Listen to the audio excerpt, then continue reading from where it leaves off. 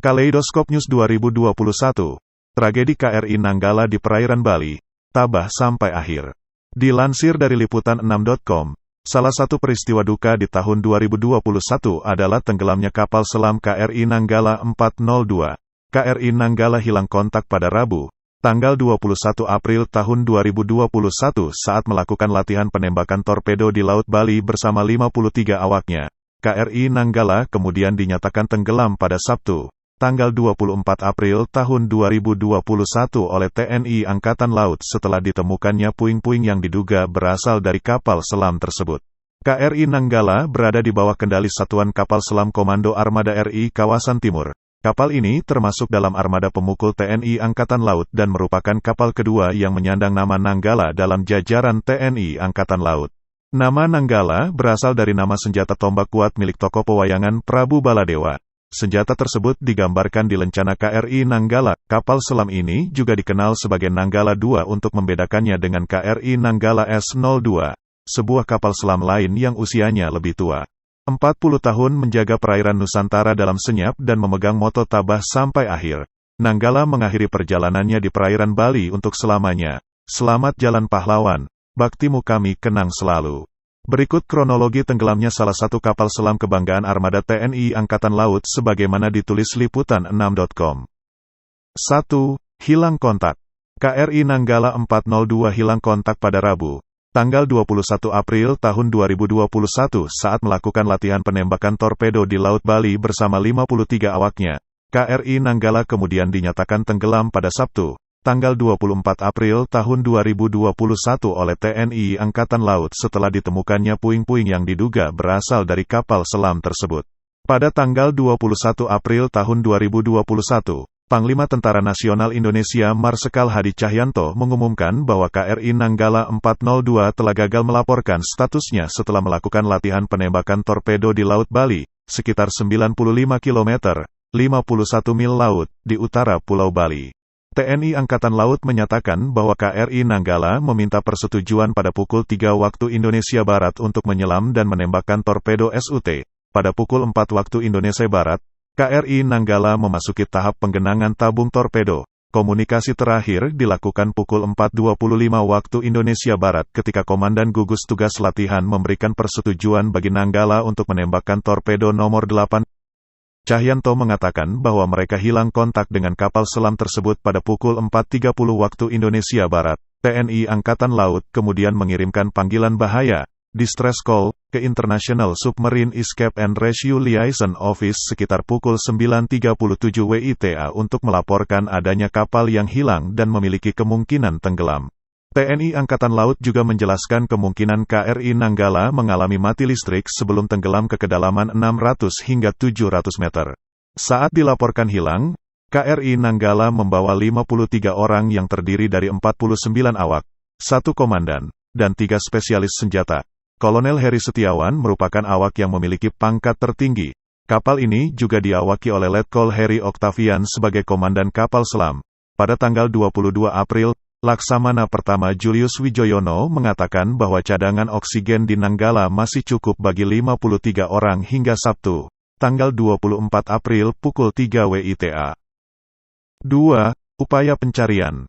1 hari setelah dinyatakan hilang kontak, TNI Angkatan Laut mendirikan pusat krisis di Mako Armada 2 Surabaya yang dilengkapi dengan ambulans dan bilik hiperbarik. Pusat krisis juga menyediakan informasi terkini kepada keluarga awak kapal selam dan wartawan. Presiden Joko Widodo pun menyatakan bahwa keselamatan awak Nanggala merupakan prioritas utama dan mengajak masyarakat untuk mendoakan jalannya upaya pencarian. Dalam konferensi pers, juru bicara TNI Angkatan Laut, Laksamana Pertama Julius Wijoyono mengumumkan bahwa 3 kapal perang yaitu KRI Diponegoro 365, KRI Raden Edi Martadinata 331, dan KRI I Gusti Ngurah Rai 332 beserta tim penyelam telah dikerahkan. Kementerian Pertahanan mengatakan bahwa pemerintah Singapura, Australia, dan India telah merespons permintaan bantuan yang dikirimkan oleh pemerintah Indonesia. Angkatan Laut Republik Singapura mengerahkan bantuan kapal MV Swift Rescue. Sementara Angkatan Laut Kerajaan Malaysia mengerahkan kapal MV Mega Bakti menuju lokasi pencarian di Laut Bali. Hingga Kamis, Tanggal 22 April TNI Angkatan Laut telah mengerahkan 6 kapal lain menuju area pencarian. Kapal-kapal tersebut adalah KRI Dr. Suharso, KRI Hasan Basri, KRI Satswin Tubun, KRI Singa, KRI Hiu, dan KRI Layang. Yudo Margono mengatakan bahwa 3 kapal selam, 5 pesawat, dan 21 kapal perang telah dikerahkan menuju area pencarian per Kamis, tanggal 22 April. Sekitar pukul 7 waktu Indonesia Barat, pemantauan udara menemukan tumpahan oli di sekitar lokasi terduga hilangnya kapal selam. Kepala Pusat Penerangan TNI Mayor Jenderal Ahmad Riyad melaporkan bahwa tumpahan oli telah teramati di beberapa lokasi. Ia juga menambahkan bahwa KRI Raden Edi Martadinata telah mendeteksi pergerakan di bawah air dengan kelajuan 2,5 knot atau 4,6 km per jam. Tetapi objek tersebut menghilang sebelum dapat diidentifikasi. Yudo Margono pun mengungkapkan bahwa TNI Angkatan Laut telah mendeteksi objek dengan resonansi magnetik kuat pada kedalaman 50 hingga 100 meter. 3. KRI Nanggala ditemukan. Pada tanggal 24 April TNI Angkatan Laut mengumumkan bahwa Nanggala dinyatakan tenggelam. Sebelumnya, ditemukan puing-puing berupa peluru tabung torpedo, pembungkus pipa pendingin, pelumas periskop, dan alat salat. Puing-puing tersebut diduga berasal dari KRI Nanggala karena ditemukan hanya sejauh 10 mil laut atau 19 km, 12 mil dari titik kontak terakhir dan tidak ada kapal lain yang berada di area tersebut. Pada tanggal 25 April TNI Angkatan Laut menyatakan bahwa 53 orang yang berada di KRI Nanggala gugur. Pemindaian yang dilakukan oleh KRI Rigel menggunakan multi-beam sonar dan telah menghasilkan citra bawah air yang lebih detail. Pada hasil citra tersebut ditunjukkan beberapa bagian kapal selam, termasuk kemudi vertikal belakang, jangkar, bagian luar badan tekan, kemudi selam timbul, dan baju keselamatan awak kapal MK11. ROV dari MV Swift Rescue juga mendapatkan kontak visual bangkai kapal dan menemukannya terbelah menjadi 3 bagian. Bangkai kapal berada di koordinat 7 derajat 48, S 114 derajat 51, E pada kedalaman 838 meter. Jauh di bawah kedalaman operasi maksimumnya yakni 500 meter. 4. Proses evakuasi Nanggala. Pada tanggal 27 April tahun 2021, Kepala Staf Angkatan Laut Laksamana TNI Yudo Margono menyatakan bahwa TNI akan melibatkan SKK Migas untuk mengangkat badan kapal KRI Nanggala 402. Pelibatan SKK Migas dalam misi pengangkatan ini didasari atas kemampuannya di bidang pengeksplorasian minyak dan gas bumi lepas pantai. SKK Migas akan mengerahkan kapal Timas DSV 1201 yang dirancang sebagai kapal konstruksi di perairan dangkal maupun dalam dan memiliki alat yang mampu menyelam hingga 3.000 meter serta menangani pipa berlapis beton setebal 60 inci. TNI Angkatan Laut juga mendapat tawaran bantuan dari Angkatan Laut Tiongkok, PLA Navy, terkait upaya pengangkatan badan KRI Nanggala. Tawaran yang berawal dari inisiatif Duta Besar Tiongkok untuk Indonesia kepada Menteri Pertahanan Republik Indonesia Prabowo Subianto ini diterima pemerintah Indonesia. Dalam misi ini, PLA Navy mengerahkan 3 unit kapal pengangkat, kapal Ocean Salvage and Rescue Yongqingdao 863, kapal Ocean Tuk Nantuo 185, dan kapal Scientific Salvage Tansu 2. Ketiga kapal ini memiliki kemampuan daya selam sampai kedalaman 4.500 meter. Ketika misi pengangkatan berlangsung, tim dari kapal Tansu R Hao milik Angkatan Laut Tiongkok berhasil mengidentifikasi adanya kawah misterius di dekat lokasi bangkai kapal selam KRI Nanggala. Data yang tak jauh beda juga telah dilaporkan oleh KRI Rigel 933. Hasil sementara ditemukan posisi bagian haluan dan buritan, tetapi belum untuk badan tekannya. Panglima Komando Armada 2 Laksamana Muda Iwan Isnurwanto mengatakan terdapat kemungkinan posisi jasad 53 awak kapal berada di badan tekan. Pihaknya menduga soal kemungkinan posisinya terletak di kawah tersebut.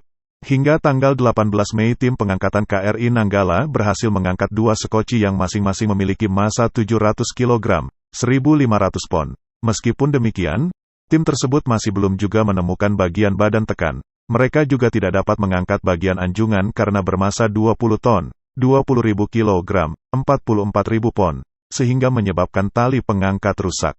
5. Dugaan penyebab kapal tenggelam. Terdapat sejumlah dugaan yang dianggap menjadi penyebab tenggelamnya KRI Nanggala. Pertama, karena jumlah awak melebihi kapasitas. Kemungkinan ini juga sempat menjadi perhatian anggota Komisi 1 DPR, Maijen Purnawirawan TB Hasanuddin. Meskipun demikian, Kepala Staf Angkatan Laut, Yudi Margono, membantah hal tersebut dan mengatakan bahwa KRI Nanggala mampu mengangkut hingga 57 orang. Asisten Perencanaan Kepala Staf Angkatan Laut, Laksamana Muda TNI Muhammad Ali, juga mengatakan bahwa batas 33 orang hanya berdasarkan pada jumlah tempat tidur di dalam kapal selam. Kemudian, ada kabar bahwa sebelum tenggelam, Komandan KRI Nanggala, Letnan Kolonel Heri Oktavian pernah mengutarakan kekecewaannya terhadap status perawatan KRI Nanggala kepada Etna C. Patisna, seorang teman dekatnya yang juga berprofesi sebagai reporter Kompas. Dalam artikel yang ditulis oleh Etna, Heri menyatakan ketidakpuasan terhadap kualitas dan ketepatan waktu perawatan yang dilakukan oleh PT PAL Indonesia. Ia juga mengeluhkan sikap senior yang justru mempersulit seorang perwira karena melaporkan rendahnya kecakapan kerja PT PAL dalam perakitan KRI Alugoro 405. Dugaan lainnya, dalam sebuah konferensi pers pada tanggal 27 April tahun 2021, Komandan Sekolah Staf dan Komando Angkatan Laut sekaligus mantan awak KRI Nanggala, Laksamana Muda Iwan Isnurwanto, menceritakan kejadian mati listrik di KRI Nanggala yang pernah dialaminya saat bertugas. Ia menjelaskan bahwa saat itu kapal selam mendadak turun sejauh 90 meter dalam waktu 10 detik, kapal selam juga miring ke belakang sebesar 45 derajat. Para awak kemudian diinstruksikan untuk berpindah ke depan untuk menyeimbangkan kapal. Iwan mengatakan bahwa kepala kamar mesin berhasil mengatasi masalah dengan menghembuskan tangki pemberat pokok dan tangki tahan tekan. Masalah tersebut kemudian diketahui berasal dari sekring yang putus. 6. Mereka yang gugur. 1. Heri Oktavian, Letkol Laut, P. Komandan KRI Nanggala 402. 2. Eko Firmanto, Mayor Laut, P. 3. Wisnu Subiantoro, Mayor Laut, T. 4. Yohanes Heri, Kapten Laut, E. 5. I. Gede Kartika, Kapten Laut, P. 6. Muhadi, Letu Laut, P. 7. Adi Sonata, Letu Laut, P. 8. Imam Adi, Letu Laut, P. 9. Anang Sutriyatno, Letu Laut, T. 10. Adi Laksmono, Letda Laut, E. 11. Munawir, Letda Laut, P. 12. Resatri, Letda Laut, T. 13. Rintoni, Letda Laut, T. 14. M. Susanto, Letda Laut, P. 15. Ruswanto, Serkabah. 16. Yoto Eki Setiawan, Sertubah. 17. Ardi Ardiansyah, Sertu TTU. 18. Ahmad Faisal, Sertukom. 19. Willy Ridwan Santoso, Sertukom. 20. M. Rusdiansyah, Sertu Eko. 21. Rian Yogi Pratama, Sertu Eki. 22. Dedi Harisusilo, Sertu Mes. 23. Bambang Priyanto, Serdabah. 24. Purwanto, Serdakom. 25. Eko Prasetyo, Serdakom. 26. Harmanto, Serda TTU. 27. Lutfi Anang, Serda TTU. 28. Dwi Nugroho, Serda ATEF. 29. Pandu Yuda Kusuma, Serda ED. 30. Misnari, Serda ETA. 31. Setio Wawan, Serdasa. 32. Hendro Purwoto, Serdalis. 33. Guntur Ari Prasetyo, Serdames. 34. Diut Subandrio, Serdalis. 35. Wawan Hermanto, Serdalis. 36. Syahwi Mapala, Serdalis. 37. Wahyu Adias, Serdalis. 38. Edi Wibowo, Serdalis. 39. Karisma DB, Kopda ETA. 40. Nugroho Putranto, Kopda TLG. 41. Hoirul Faizin, Kopda MES. 42.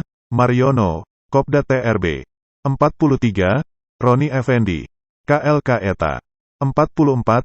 Distrian Andi P, KLK ETA. 45. Raditaka Margiansyah, KLSIC. 46. Gunadi Fajar R, KLSIC. 47. Deni Ricis Sambudi, KLS NAF. 48. Mu Fakihudin Munir, KLS MES. 49. Edi Siswanto, KLS NAF. 50. Heri Setiawan, Kolonel Laut, P, dan Satsel. 51. Irfan Suri, Letkol Laut, E. 52, Willy, Mayor Laut, E. 53, Suheri, PNS.